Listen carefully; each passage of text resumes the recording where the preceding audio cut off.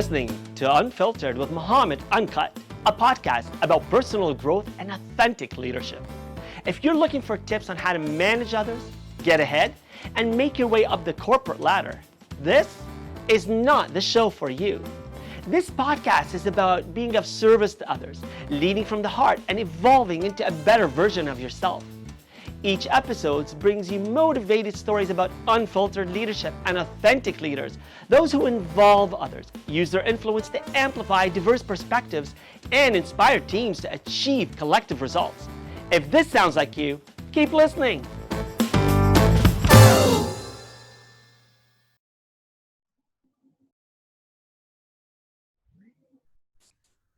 Good afternoon and welcome to the Unfiltered Podcast. Unfiltered is the podcast for leaders who involve others, use their influence to help them rise, and inspire them to become better versions of themselves.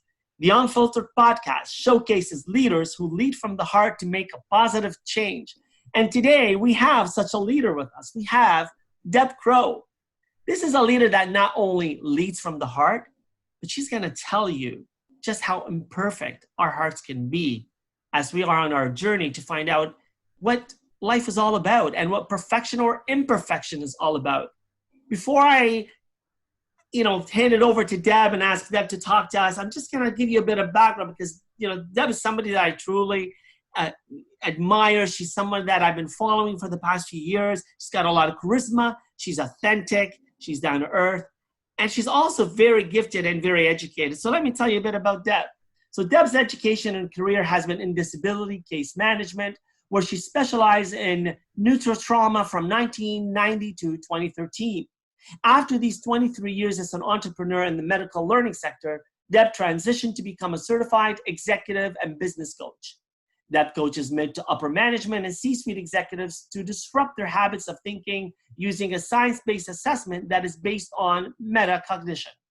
Deb is also the founder of the Women's Self-Care Conference, which is launched in Ontario in 2018, in Toronto, and in 2019, Deb took her conference across Canada to empower women that self-care is not selfish.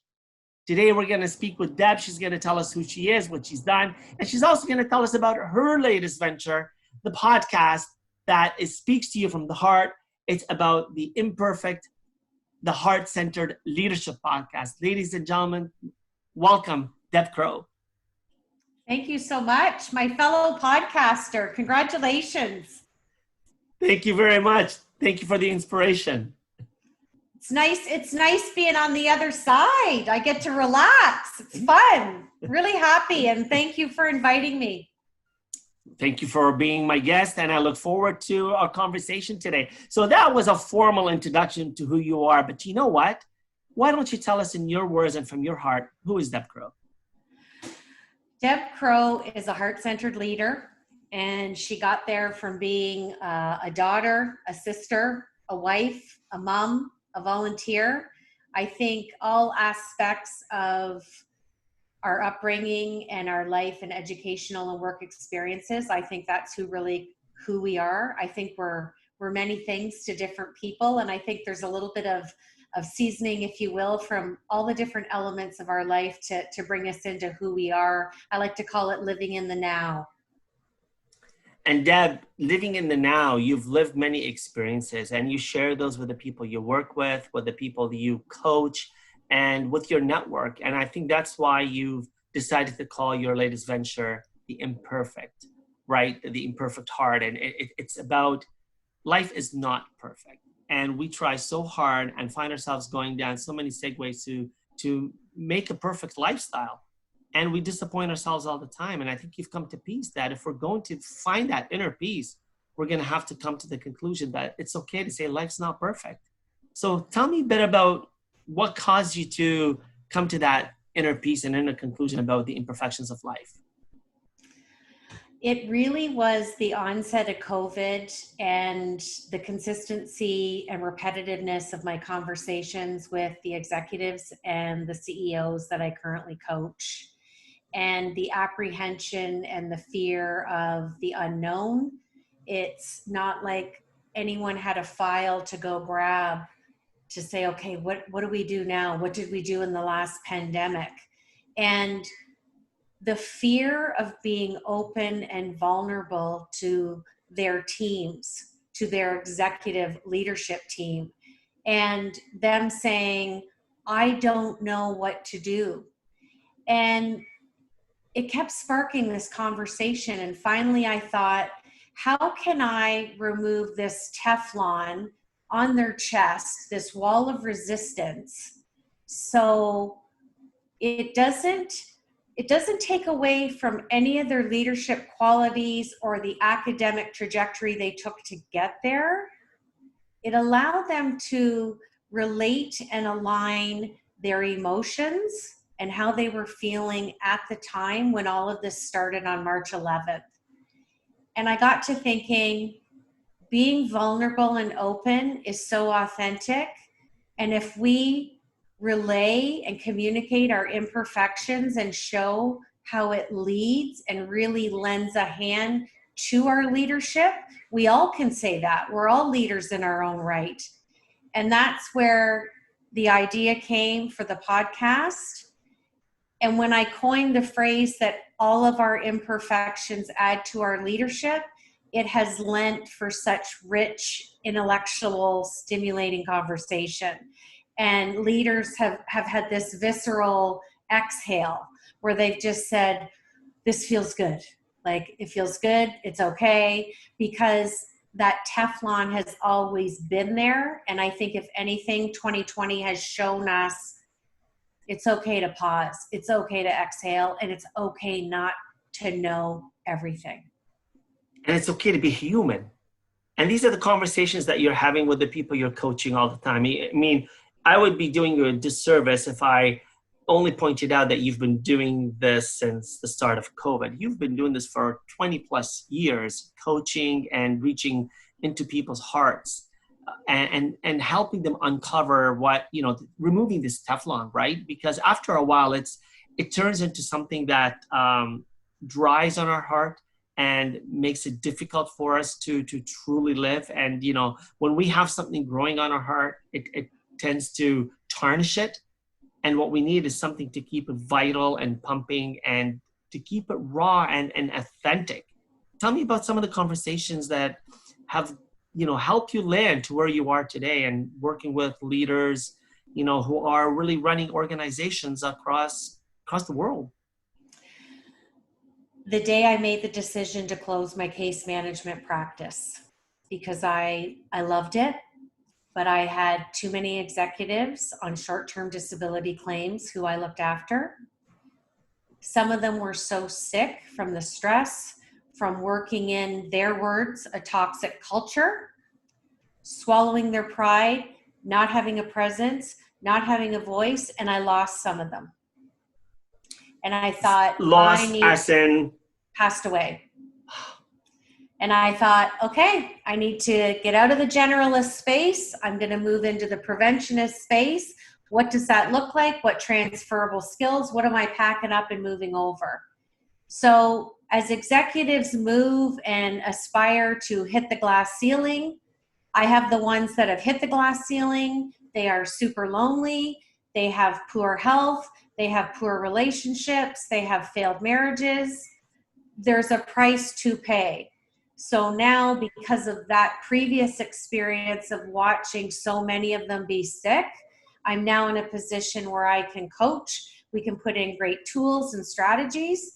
You can still climb the proverbial corporate ladder, but hit the glass ceiling with health, vitality, a solid marriage, good relationships, and not think that there's work-life balance, because that is, it's a non-reality. There is no work-life balance. We're not a scale.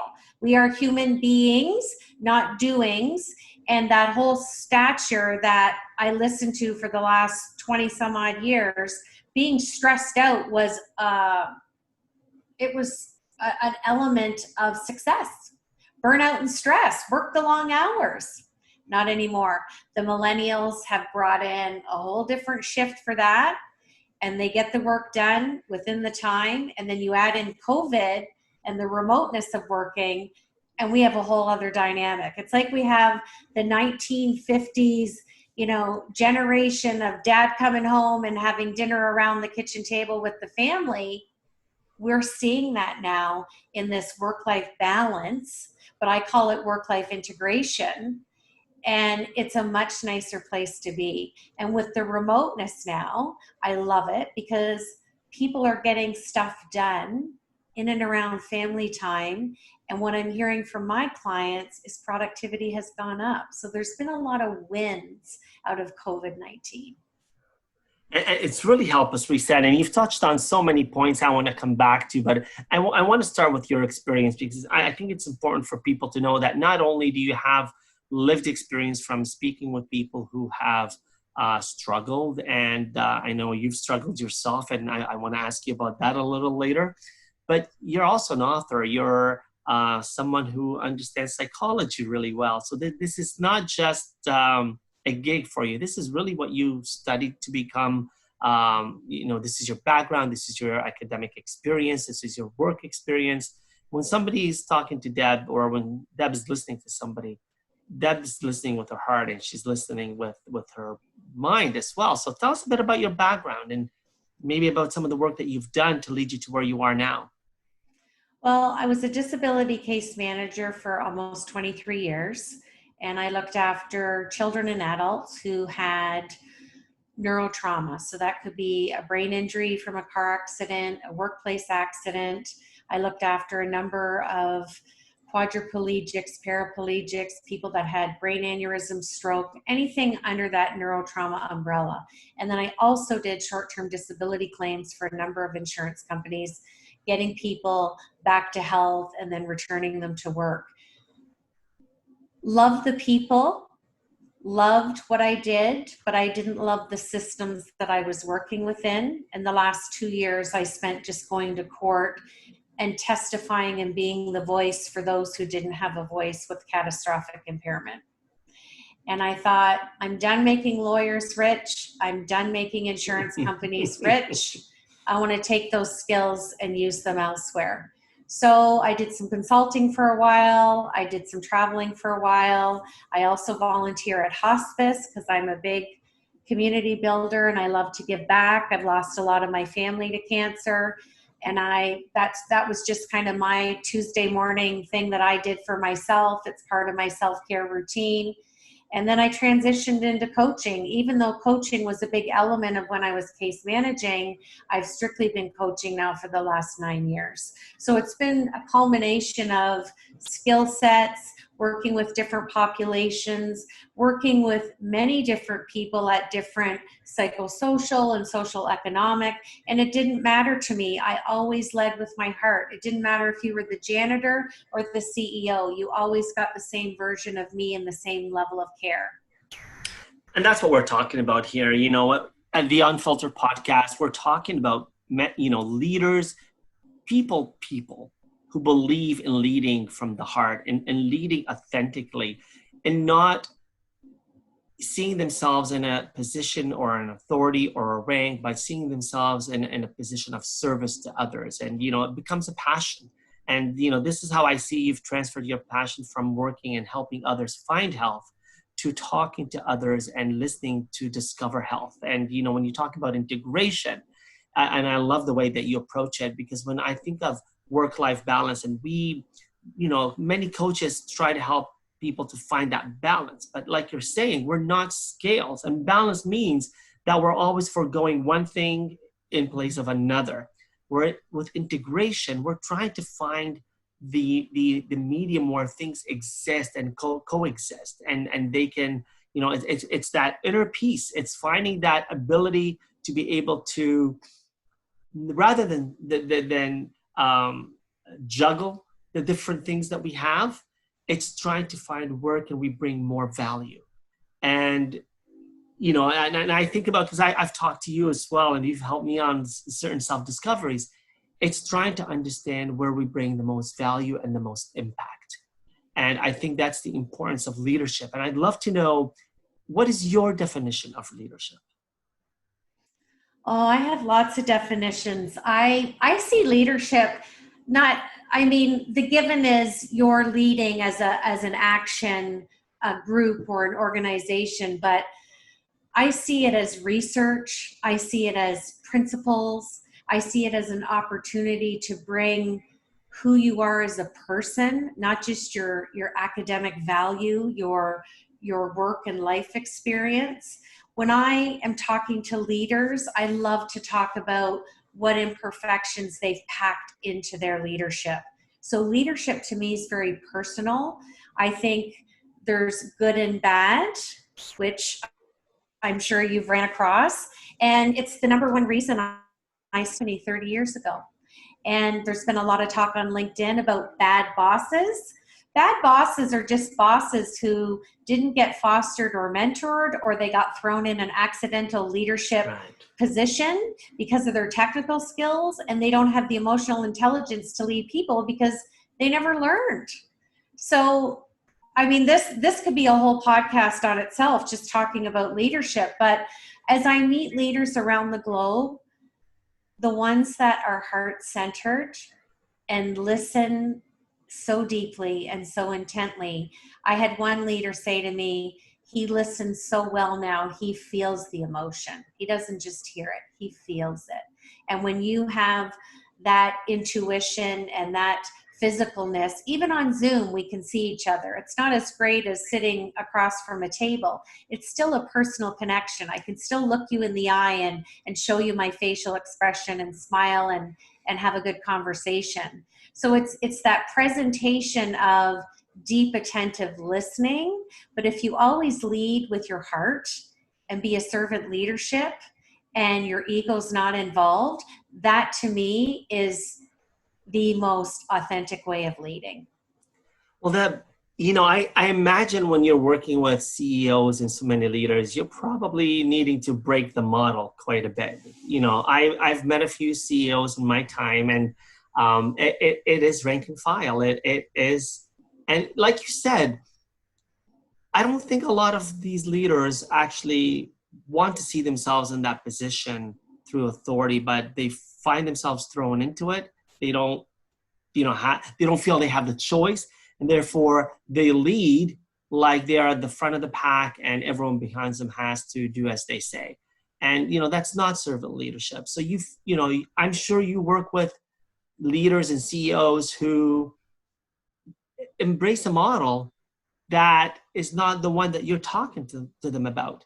How do you help them disrupt their lifestyle and this? How do you break that model so that they understand they need to be vulnerable? They need to have the courage to remove that Teflon or the armor, as Brene Brown, refers to it. It's being able to show up in a way that it's okay to know that you've got these imperfections. How do you help them get there? It doesn't happen overnight. It doesn't. So when you talk to leaders and you kind of unpack their personality, part of their leadership is their social influence. How do they talk to people? How do they listen to people? How do they give constructive criticism? How do they be intrinsically validated to that person's world? Because we all have so much going on. So it's the unlearn, relearn model. It's coaching 101. It's listening. It's peeling the layers back and finding the remnants or where this episodic behavior came from that they're dragging around on their shoulders. And it's quite interesting when you hit that moment with your client, because people see them at the top. Just because they're at the top and they have CEO after their name, it doesn't mean they didn't pay a price. It doesn't mean that they know everything.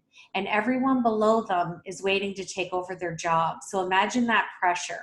Imagine that you are the visionary for the company. You're the compass. You have to keep everything pointing to the North Star. It's an incredible amount of pressure. And most of them have nanoseconds to make decisions and delegate because they have so much coming at them all day that they forget that they're a person. And the pressure it's a lot. Give me one way that in your conversation, you remind them of that humanity that you want them to embrace. We talk about things in numbers because a lot of CEOs like anything around a fiduciary model. And I'll always ask them to rate it. And I'll say, okay, you brought it up. Is it a 2 out of 10? Is it a 9 out of 10? And then when you can kind of switch the habit of thinking, you know, how severe is it? A 9 out of 10 is pretty severe. Why is it severe? What's happening? Why are you feeling that way? What were the triggers? What transpired? What led up, you know, what led up to the occurrence? There's always an antecedent before they have a behavior or someone on their staff has a behavior. And then the fun part is unpacking what the consequence is. And that's what I've loved the most about COVID is leaders who were sitting in a role that were too relaxed and became complacent are no longer in those roles because companies have had time to pause and audit and look at things and do a little bit of change management or a little bit of organizational design or reorg. So we take the time to think about what the consequent management's going to be. How can we not have a repetitive situation of this again? And it all comes back to how they're interpreting things. How did they, when they listened, was it interpreted this way? How do we get it from a 9 out of 10 to a 2 out of 10? And we just talk through it. And I often tune in very well to the language and the style of my clients very quickly. So I'm able to propose questions back that allow them to be really expressive verbally and share how they feel. And again, when you have that connection with people first, trust and rapport has to be there first before you can even get to the level that we're talking about. And Deb, no doubt a lot of this expertise comes from, you know, on the job experience and your background and what you've done. But how much of it comes from your own personal experience? And I know that you've been broken and maybe you can share a bit about that.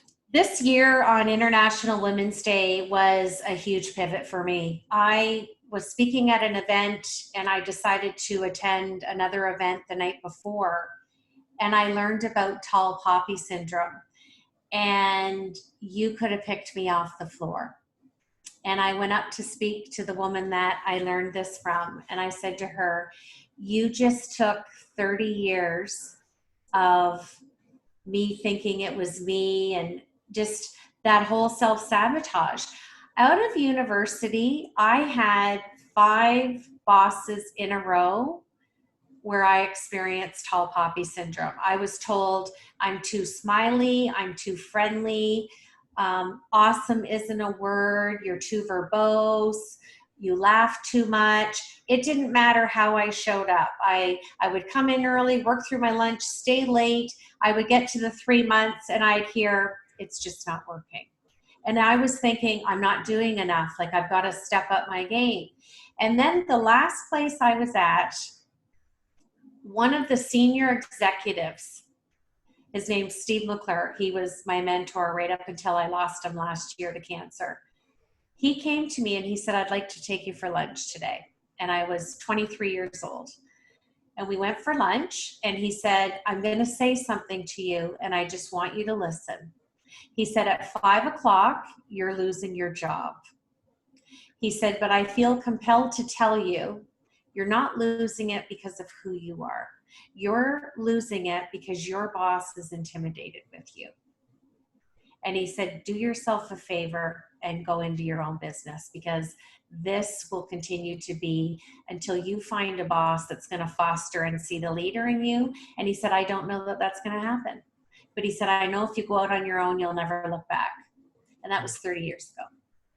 And Deb, can you clarify for us, what is tall poppy syndrome?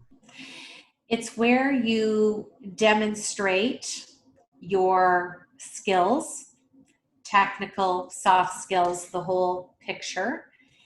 And whoever is supervising you degrades that. Because of their own insecurities or because of their own insecurity. They're actually called cutters. And it stems out of I can Australia. visualize it, right? It stems out of Australia. And Dr. Rumit Bilan out of Toronto did her PhD and has actually published a white paper. And that's who I met. And talk about closing a chapter for me. Because for 30 years, I thought, you know, I wasn't good enough out of school. I wasn't working hard enough. Maybe I didn't do this.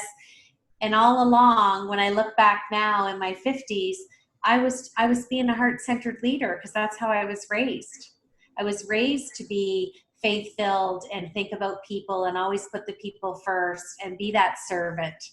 And when I look now at the leaders I'm talking to on the podcast, even Susan Steinbrecher, who wrote the book on heart-centered leadership, she published it in 2003. And all the CEOs laughed at her and said, this is ridiculous. She just did a reprint in 2017. So she was the first guest on my podcast. And she said, I am so happy that you're doing this because I was told for so many years, and we had a similar conversation to you and I are having. And she said, it's not new. She said, people just didn't want to change and adapt. We just didn't know what to call it. Right? Yeah. But here's where I think, and as you talk, and you're giving me goosebumps, I just want to clarify something. You had this discussion with Ramit a couple of years recently, right? March. This is when you learned about tall poppy syndrome.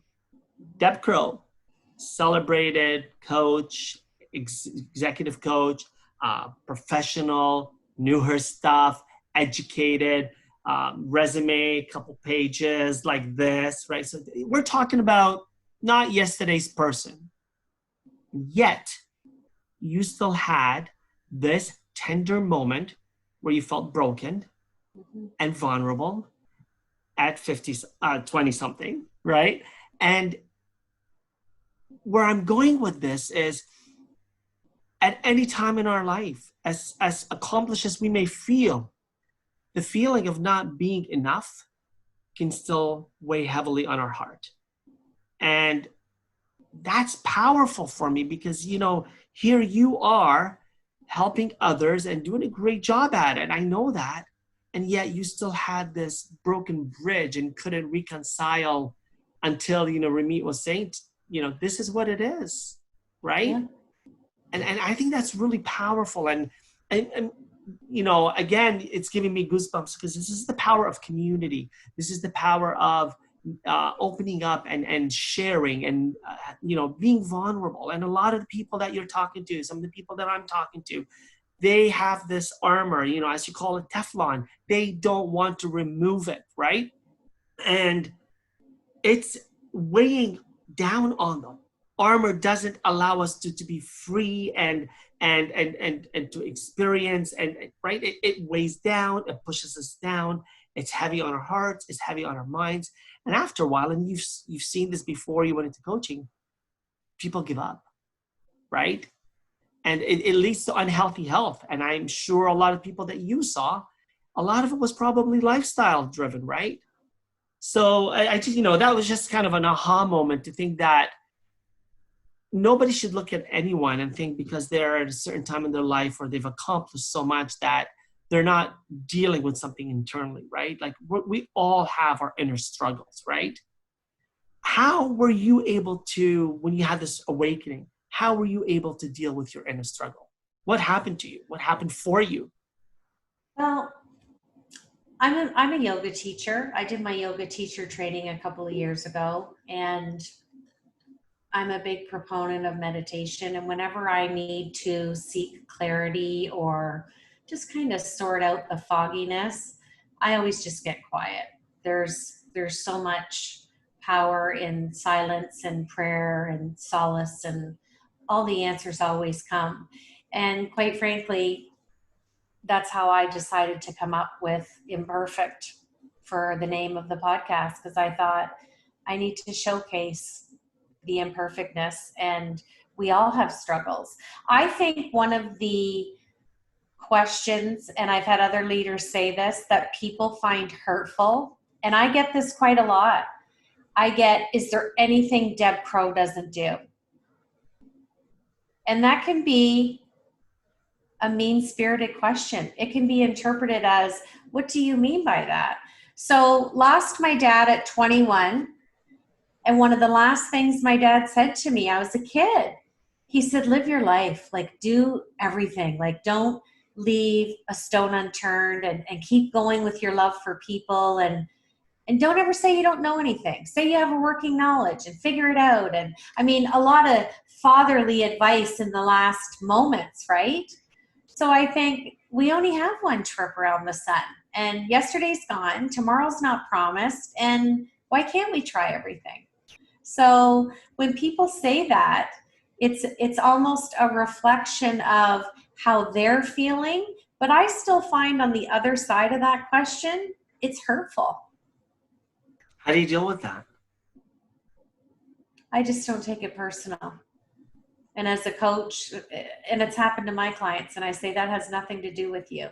Yeah. Can I push further? Because I'm like you. I wear my heart on my sleeve. I extend trust to people, and sometimes, I extend it a little too easily, and I want to lead with love, and, I can get hurt. And then when I get hurt, I repel, I get angry, I get dismissive, right? And so it's that Dr. Jekyll, Mr. Hyde, because once we're hurt, this is how I deal with it. But I gotten to know you over the few months, and when you say to me, well, I don't take it personally, it sounds like you do a much better job at dealing with it than I have. Oh, but you know what? You have to work at it. It's you know what? Our brain's a muscle, and our emotional intelligence, you got to work on it every day. You can't keep withdrawing and not deposit back to you, and you got to have good boundaries. You have to have good self-care, and they're just words, but they can be hurtful, but it's how you choose to react. And that's where the magic is. And what does Deb tell herself? Walk me through what Deb is telling herself. What are the inner words that you're sharing with yourself? I know who I am. I'm heart-centered. I lead with love. And the biggest one for me is don't take my kindness for a weakness, because it's not. Wow. Kindness is a strength. Absolutely. And you know what? Like Amy Cuddy says, fake it till you make it, even if we don't believe what we're telling ourselves sometimes. I'm going to tell myself this enough, and I will eventually believe it. And it's part of the imposter syndrome, right? I think sometimes when we're reacting to, the lack of confidence others may have that they throw upon us, then we feel that we're not enough. And, we can be as accomplished, we can have done so much, but we feel we just don't show up in the right places for people. And we take all that upon ourselves. But I'm learning, and I'm sure as you have, to be able to say, you know what? I am enough. I am imperfect. And I would listen to your podcast, and I saw how tender and raw it can get. And that's okay. When you're speaking with your clients and you're coaching, and it does get raw and tender, and some of the people that you're speaking with, and I know, and a lot of CEOs tend to be male dominated positions. We're going to change that. We're going to make sure there's a lot more parity in leadership. But how do you deal with these people that have learned for many years that leadership is strength, leadership is denial, leadership is not admitting that you can be vulnerable? How do you help them find that inner peace? I'm so present when I coach. I listen. I make sure they're done before I respond, and reiterate back to them what I heard them say. And sometimes they need to hear it back, and I'll add a little bit of a different context to it. And we're all allowed to change. There's no rules. There's no rule book that we have to be stagnant individuals, especially leaders. And when you're at the top and everybody's looking at you, it's heavy, like I said. And kindness will always prevail. Being heart-centered will always prevail. Even if it's not in somebody's wheelhouse or they weren't trained or mentored, it doesn't mean that they can't spearhead a new path. And it's hard, and it takes some serious grit and some heavy shoulders.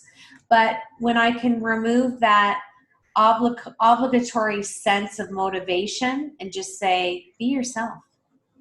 Just be that guy from college, or be that girl from college, or, where's the girl that you talked about in university that was this, that, and the other? Why can't that girl come into this leadership? So giving them different perspective and always looking back to their younger selves and what would you say to them? And I think another thing is asking people in executive roles or C-suite roles who they aspire to. Who do they hold in high regard and high esteem? And I always say, why? And then they just spew out all these attributes when they possess some of them themselves, but they don't see that. So sometimes it's getting them to turn the mirror back on themselves. And they don't see it because of the Teflon, because of the armor, right? It's hard to dig deep. They need that person that they've learned to trust to help them uncover it, right? To remove it and to embrace that vulnerability.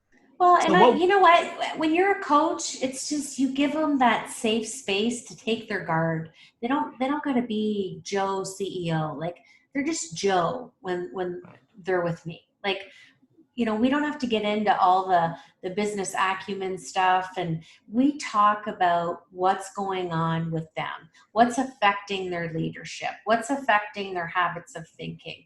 All that other stuff lands up getting intertwined in the conversation. I always focus on the person. And, you know, Deb, you mentioned earlier about COVID and, you know, the shift or the pivot or just I call it awakening, right? I hope that this awakening that we're all experiencing, that we probably experienced at its most poignant, it was the time that I felt COVID was really impacting us was probably mid-April. We'd all recognized that we had to be home, we had to isolate, we could not go out, and if we did, we didn't know how to behave. It was completely new. The world shut down, and we were all vulnerable. We were all equal. We were on parity. And that level of, you know, that sameness that I discovered when I looked around me in the media and in the commercials that I was watching on television and in the news releases and you know, the officials from our government, just everyone, everywhere, they were talking about how we are all in this together. And it really reduced it that when push comes to shove, you recognize that it's not about role. It's not about rank and file. It's not about authority. It's about leadership. It's about recognizing our humanity and the humility in our humanity. And, you know, I got excited because in this resetting and the reshifting and kind of the cleansing, because we had more than just our hands to cleanse, right? We had years of colonization and racism and misappropriation of economic funds. And let's face it, you know, we didn't get into COVID just because we didn't have enough toilet paper or we didn't wash our hands. We got here because we weren't kind to the earth. We weren't kind to each other. And that humility, I think, as leaders, and by leaders, you mentioned earlier, everyone can be a leader in knowing that we have an active role, not a passive one, to make the world better, to work better with each other. And I hope that in spite of what feels like this respite because the weather is you know, more clement now, and the fact that we have flattened the curve in most places, I hope that we can keep that humility and we don't go back to what was this normal, or we don't build a facade over a comfortable normal. You know, people talking about the new normal. I don't want the old normal. I don't want the new one. I want a better reality. I want an awareness. I want a recognition of the people that we have pushed down. And, you know, you talk to these people and you help extract their humility and humanity and the vulnerability, and you tell them that it's okay. How do you think we can continue these conversations so that on the other side of a safer economy and a safer recovery, we don't go back to the arrogance where we found ourselves that kind of led us to how we got here? Yeah, that's a good question. I don't know that that's a for sure thing. Like you, I think the earth said enough's enough. I certainly didn't like the pace of my life. It was very, very busy. I think technology has a presence, and I've been grateful for it because I haven't been able to see, we didn't see our daughter for almost 8 months. Wow. So FaceTime's a lovely thing, but I think it's going to be individualistic because it's like any new rule, regulation, protocol. Not everybody's a rule follower, and you're seeing that in the world right now with simple masks. Yeah. Yeah. It's going to be a very interesting transition. I hope it is a transition, but I look at what's happening around the world and even in Canada and some of the spikes that we've had. I get that everyone wants to get back to normal. I think that's a non-existent destination. And I think if people don't adapt, I mean, I have a brother-in-law with cancer. I have a 94-year-old mother-in-law. I have been approached by people in the grocery store. Why am I wearing a mask? I can choose to be upset and think, why do you even want to know? To me, again, it's how we react to things. I stop and I educate. And I say, my girlfriend's daughter, 7 years old, she has leukemia. I have a 94-year-old mother-in-law. Yeah. I have a 60-some-odd-year-old brother-in-law who just survived cancer. I need to protect my health and be healthy, so when I'm around people who are immune compromised, youth to elderly, I don't want to not do my due diligence and have humility and respect and understand. Do I love wearing a mask? I don't. I hate it. My glasses fog up, Yep. But we got to do things in life that we don't do. And we have to model that behavior with or without the mask. Completely. So it's going to be a very interesting time to see how we go back to the new normal. And I'm fearful for the schools. I'm not looking forward to the fall. I watch enough news to stay informed, but not enough to take away from a thriving mindset. And not to live in fear. And, that recognition or affirmation that, you've got that apprehension. I've got, my son's going into grade 8 and I'm like, do I or don't I send him to school?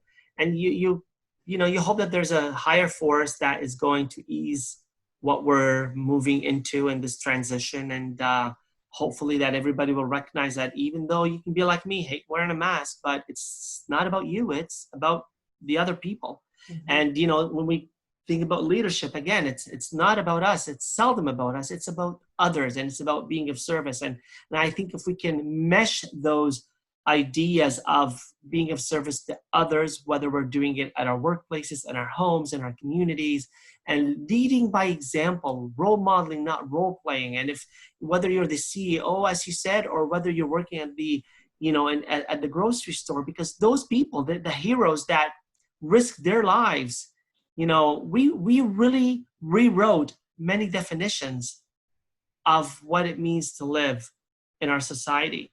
And I hope that we continue rewriting what inclusion looks like and what, equity looks like and what diversity looks like, because it can only lead us to a much, a more dangerous environment if we're not constantly aware and intentionally trying to build a better community and a better society.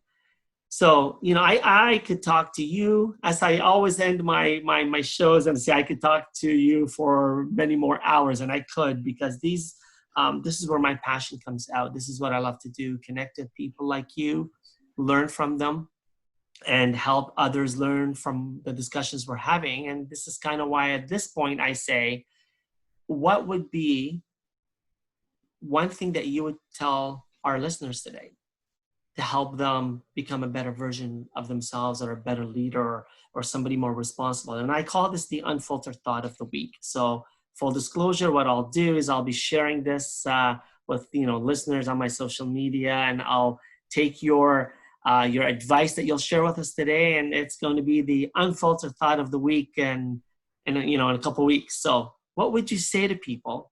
How do you become a better leader? What's your unfiltered thought? Unfiltered advice to them? You become a better leader by being a better person. And by being a better person, you control your habits of thinking, because your habits of thinking are involved in all that you do, all that you say. Doesn't matter if you're working at home, in the grocery store. Just step into your greatness and treat people. The cliche I learned from my Irish Nana at 8 years old: treat people the way you want to be treated, and you will live a life as a servant leader, as a heart-centered person, and you won't look back. When you can lay your head down at night and feel good about who you are, that's a good day, and that's being a good person. And that comes back to your kindness. Kindness is queen. It's what we need to all aspire to, right? So thank you for being the guest on the Unfiltered Podcast today. Thank you for always allowing me to grow, and for sharing your wisdom and your humanity and your humility with the people who will hopefully listen to this and learn how they can become a better version of themselves. So all the best to you. Thank you, Deb. Thank you. Thanks for having me. Thank you for listening to Unfiltered, the show about authentic leadership and personal growth. Like what you heard? Click subscribe, share it, and tell a friend about it. And don't forget to leave a rating.